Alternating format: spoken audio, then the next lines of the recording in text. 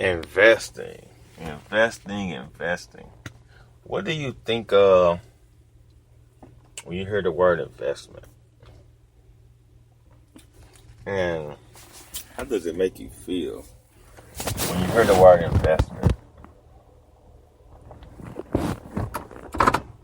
Investment is like super critical when you are dealing with self in relationship to others, I feel like my greatest investment is myself, but my greatest fulfillment of investments I have in my life is my daughter.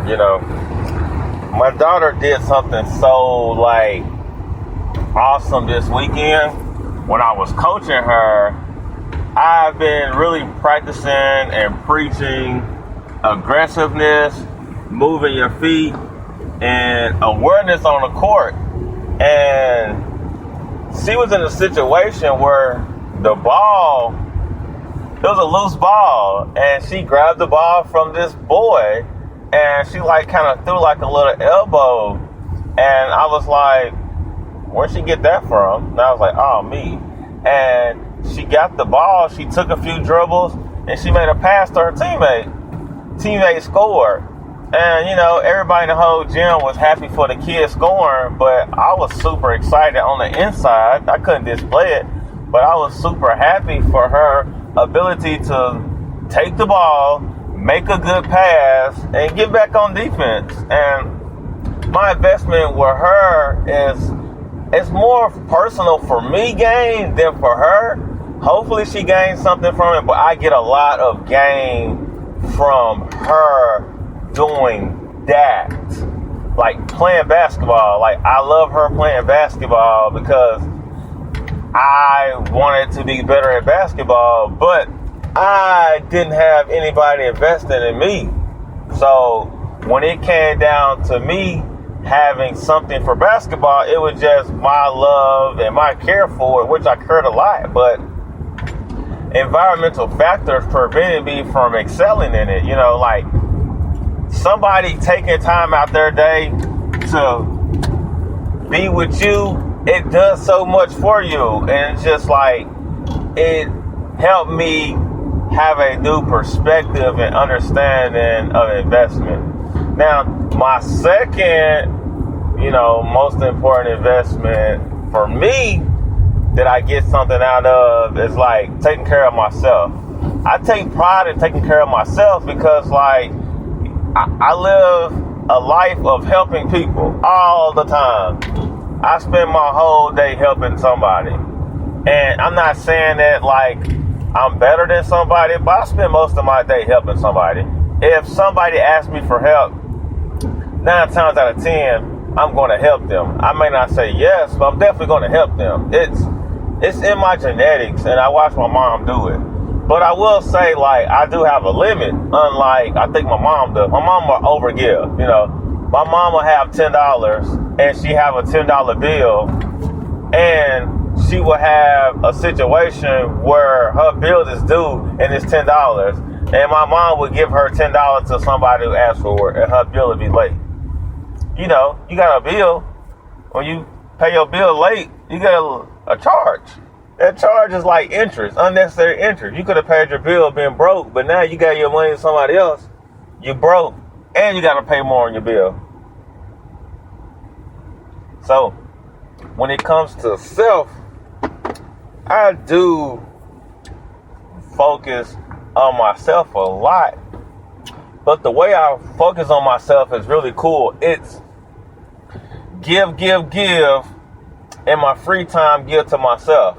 Now, I don't socialize with many people for that reason. So by me not socializing with many people, I always have time to give myself. I live alone because I like to, at some moment every day, have a chance to reflect that I give to myself. In comparison of being with someone or living with someone all the time, and it's are they good? And I'm not saying that with an adult. I'm saying that really like with my child or an animal or anything. Like, I'll walk people dog, I'll house sit, whatever. But when it comes down to myself, I gotta be in an isolated environment to give to myself, which is really crazy because a lot of people don't realize that about themselves before they get into situations. You know, I've been in situations and I've known what makes me me and not be able to be me, and it always ends the same way. You always gonna revert back to what you are. I'm a me person, you know. I grew up a me person. My sister's 6 years younger than me. It took me years to finally accept her being, okay, you part of this group. But then she left with her dad. 6 years later, my brother was born. Me and my brother like 12 years apart. So when me in my situation, you know, when I became a teenager, they brought this new thing in the world. And you know how teenagers are. Teenagers are already me against the world. So, you know, for the past 19 years of my life, I've been me against the world. So in my natural, simplest form of Michael is me. Now, I'm not saying I'm to the point selfish, I can't share with others, but I know what level, and I can communicate what level of sharing. You know what I'm saying? So when it comes to investments, I know how to invest. You know, I know my limitations. You know, when it comes to savings, you know, you got to be realistic with saving. You know, if you like to spend money, you need to go make more money, but you also need to know, okay, I'm going to automatically save. You know, and when you are giving yourself to someone, it's an investment. Now, the key to every investment is you want something out of it. If you don't know what you want out of it, your investments aren't as powerful and meaningful and strong. You start to second guess why you're investing. So it's really critical to, before you even start investing, whatever you're investing, you know what you want out of it. So you can always have something to reflect on, you know, like a bank. You know, a bank invests in you because they want their money back. If they give you a credit report, they run your credit report and they be like, oh, you ain't good at investment. What they gonna do? They gonna charge you more or not allow you? And the same thing when you investing in yourself and you're investing in others, like, what do you want? You know, when it comes to my health and fitness, I have this crazy goal of weighing a certain amount, which is really unrealistic. So I know I'm never going to get to that point unless I make drastic changes. But I don't see those drastic changes really happening because I'm relatively healthy. I really take care of myself. I like that whole bulky look. You know, I'm not a toner. I'm a bulky person. You know, I got big feet. I grew up in an era where we wore baggy clothes, you know. So I'm used to like bulky. Now I will say I don't wear baggy clothes. I like tight fitted clothes now, but I only like tight fitted clothes to show off my bulkiness, you know. If I'm gonna be in the gym getting all swole and getting all these muscles, I can't be wearing baggy clothes because, you know, you ain't seeing my investment. You know, my investment is I take my shirt off, I flex my muscle. Oh, dang, look at those muscles. That's why. It's like a woman, you know. You invest in yourself, you get your hair done, your nails done. You do it for a reason. You do it because you feel good. But how do you feel good? Different levels, you know. Me personally, I don't take my shirt off to get attention from other people. I kind of take my shirt off to be like, oh, look at you. Because I know my body where I came from. I came from a little skinny, chunky, fat kid. So I got a little buck on me. It's worth my investment. And in people, you know, I give wholeheartedly. 95% of the time when I'm giving, I'm not expecting nothing back because I'm investing, you know. I'm investing in myself by investing in you. I know how to help people. I'm willing to help people. Now, I don't overhelp people. So I rarely find myself in situations where it's like, hey, I'm hurt because I helped you. I'm hurt because I invested in you. That don't happen with me, you know. If I do something for you, I'm doing it wholeheartedly from you, you know. That's one thing I did learn while in church, giving wholeheartedly, you know. Jesus give wholeheartedly. He don't expect nothing from you, but he does have expectations for you, but he don't expect for him to give you something and you give something back. You should be doing it regardless. That's wholeheartedly. Me loving, caring somebody wholeheartedly, I'm not going to be hurt when bad things happen because I'm wholeheartedly giving. I'm not hurt because, oh, you don't love me back. I like you, but you don't like me back. It's like, well, I did my part. Okay. Now, I will say, in contrast to that, I do struggle with the whole, I may go 75 and you ain't coming 25. I may stop. You know, I know my limits, you know. I'm not going to overgive, you know what I'm saying? I'm not going to go out of my means of giving to satisfy a situation, you know. I'm passionate about certain things, you know. If I'm passionate about it, I'm going to talk about it. I'm going to act on it. I'm going to treat it a certain way.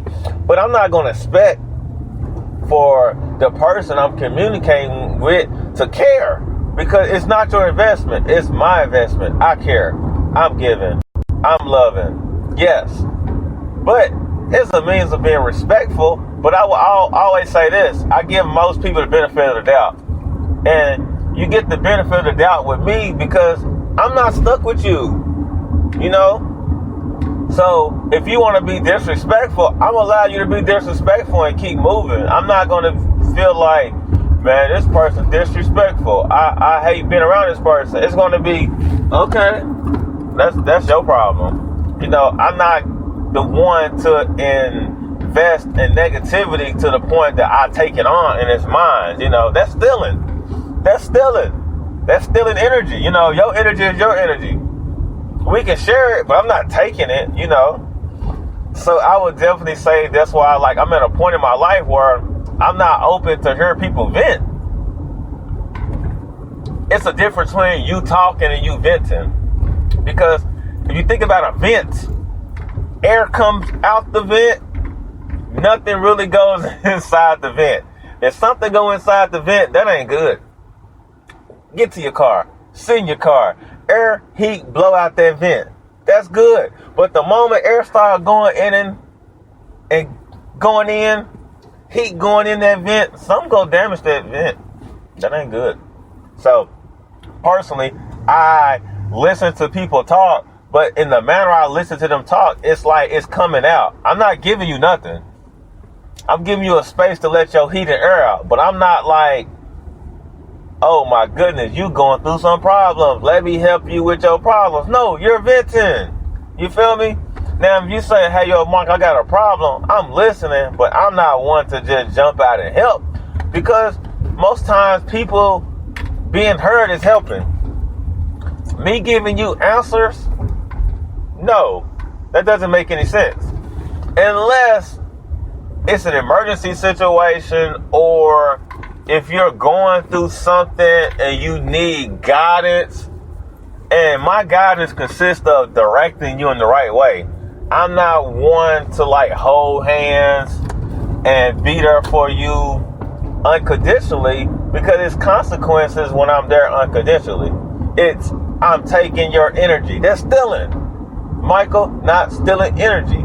Okay? Because we all have investments. I don't know your investment to that extent, you know, because most people don't understand on this type of level. So the fact that I don't expect for you to understand this type of level, I'm not even going down that route. I'm not calling that play. I'm not opening up Pandora's box. And we shouldn't do that with people, you know. Stealing energy is one of the worst things that I feel like we do in this world, you know. Oh, yeah. I don't like your vibes. Okay. I don't like your vibes. You're giving off something. If I'm that affected by your vibes to where I don't want to be around you, that means I'm taking your energy. I'm stealing it. And that's all people want to do. People want the vent out. They don't want you to steal it, you know what I'm saying?